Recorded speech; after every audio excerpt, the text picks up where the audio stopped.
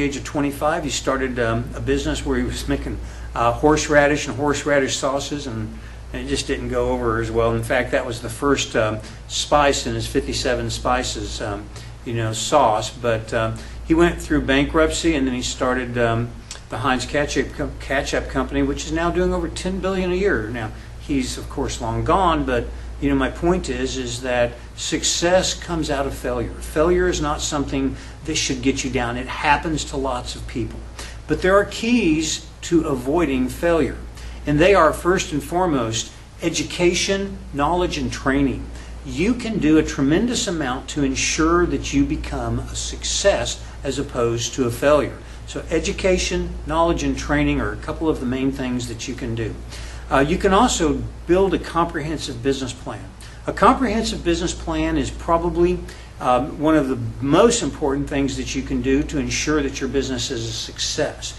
Going through the intellectual exercise of stepping through every process, every step in building a business plan helps to ensure that you've thought of everything. And people that prepare a comprehensive business plan are twice as likely to be successful as those that don't. It's a huge positive factor in determining your success.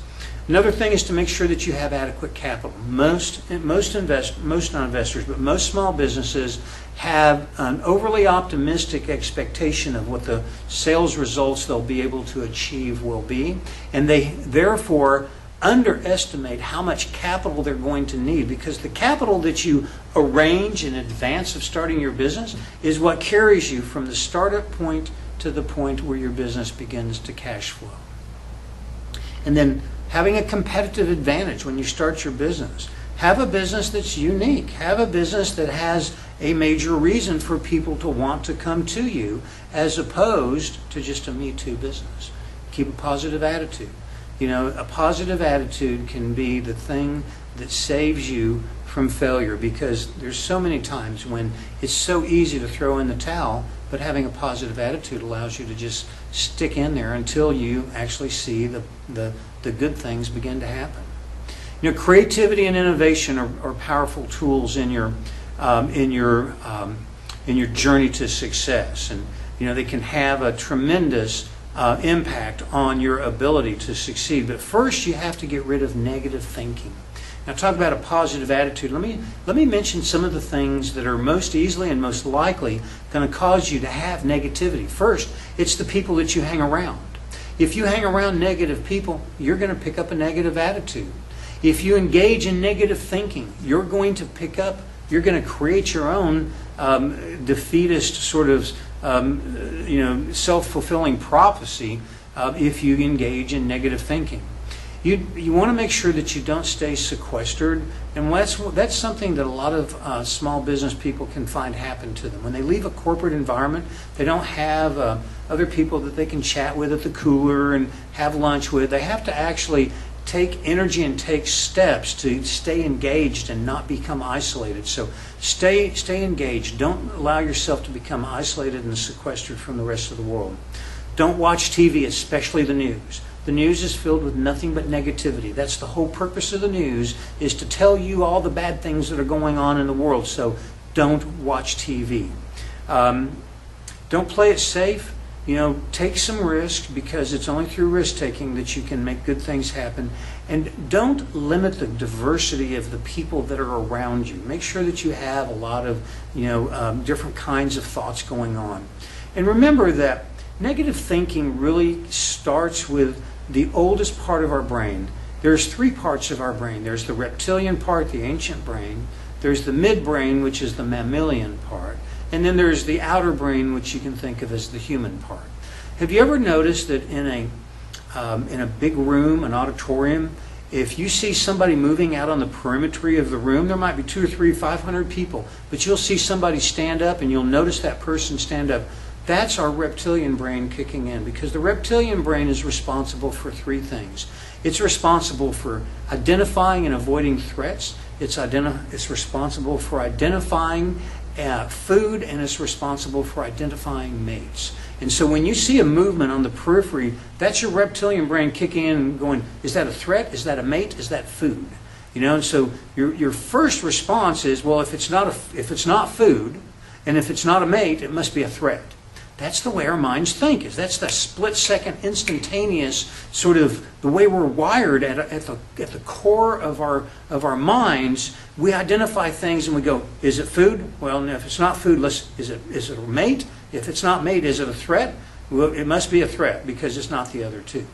It's only when you get into the mammalian brain that you start looking at things like groups and family units and love and the emotions that are very powerful.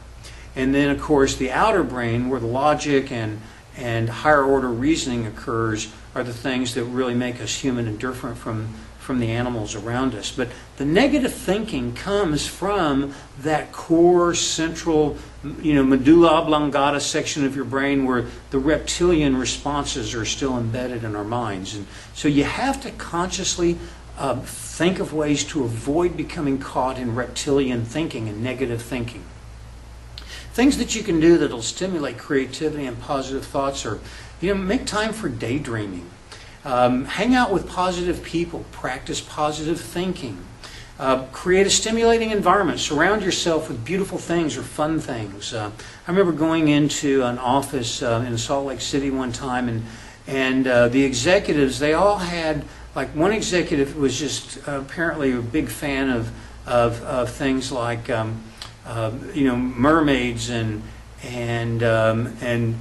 I thought I was in like a Disney cartoon movie. I was thinking the elves, Snow White. That's what I'm thinking. Snow White and the Seven Dwarfs. They had a desk that made it look like it was stacked on books, huge books, and there was Chewbacca in the corner. And this executive had surrounded herself. I don't really know whether it was a he or she, but had surrounded themselves with objects that stimulated their mind and their curiosity. And so ask big questions, take risks, read new books, travel. These are all kinds of things that you can do that'll take you out of your typical mindset and break your patterns and open your mind to new ideas and new concepts.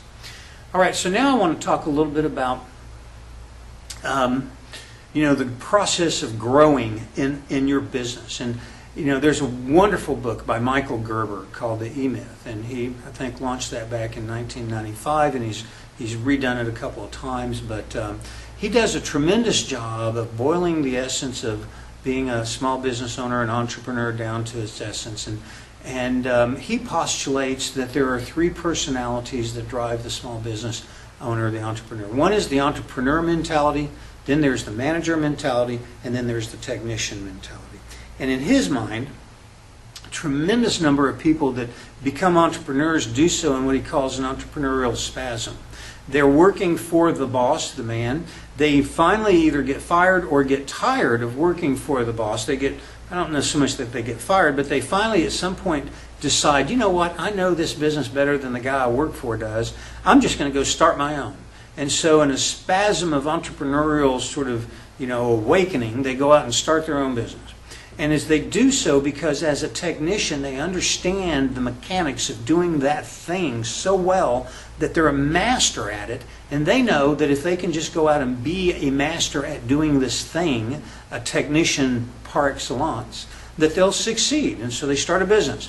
And typically they'll go along for a while and they'll be successful, but then they'll begin to become overwhelmed because they're not really prepared with things like proper capitalization, knowing how to organize and manage employees, knowing how to build processes. And so they reach a point where they become overwhelmed and unable to proceed. And so the genesis of the thought process that Michael Gerber puts together is that we have to have a well-balanced entrepreneurial, managerial, and technician mindset as we build our business. We start off as the technician, but we need to replace ourselves with the manager.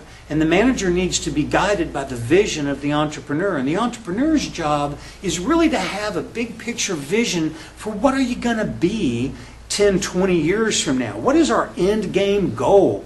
And that's what drives all the other parts to work together in concert for achieving that goal. So the entrepreneur can't get bogged down in being a technician, and the technician can't get bogged down. He has to be a manager because he's ultimately not going to be able to grow the business if there's nobody else involved in helping to make the business happen. So you've got to be balanced on these things, and in each aspect there's a concept of the Peters Principle. And the Peters Principle was a concept Lawrence Peters generated. I don't remember the date. It was back in the 90s or the 70s, I believe. But the concept is really very simple. People tend to rise in an organizational hierarchy to the highest point of incompetence that they can sustain. And basically what that means is all of us have limits to what we can do and how well we can do it. And in an organization, we tend to get promoted because we've done a good job. But we'll get promoted out of a position where we're doing a great job to the next position, and eventually that next position will be a position where we just aren't capable of performing at a good level, a high level. And so we become incompetent. So the idea that we'll be promoted to our highest level of incompetence